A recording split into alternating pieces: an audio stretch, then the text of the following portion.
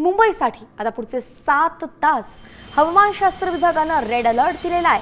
मुंबई पुण्यासह कोकण किनारपट्टीवरती अतिमुसळधार पावसाचा इशारा देण्यात आलाय।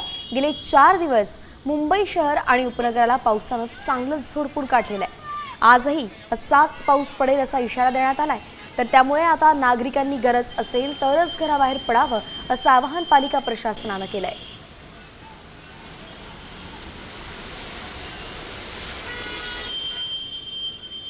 पुण्यात ही मुंबईची दृश्य आपण पाहतोय। मुंबईत तुंबई कशी झाली ही संपूर्ण दृश्य गेल्या 3 ते 4 दिवस हीच परिस्थिती मुंबईत आहे आणि आजही मुंबईत हीच परिस्थिती कायम राहणार असं कळतंय। उपमुख्यमंत्री अजित पवारांनी या संदर्भात काय म्हटलंय पाहूयात। सरकार सगळ्यांची काळजी घेण्याचा प्रयत्न करतंय, परंतु जनतेने पण त्याच्यामध्ये सहकार्य करावं।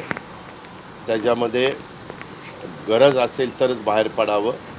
माझ्या माहितीप्रमाणे 19, 20, 21 असा 3 दिवसाचाच रेड अलर्ट जाहीर केलेला आहे। आज परिस्थिती आपल्याला दिवसभरामध्ये कळेल। आता isakal.com आहे देशातील नंबर 1 ची मराठी न्यूज वेबसाईट। प्रत्येक अपडेटसाठी isakal.com ला नक्की भेट द्या।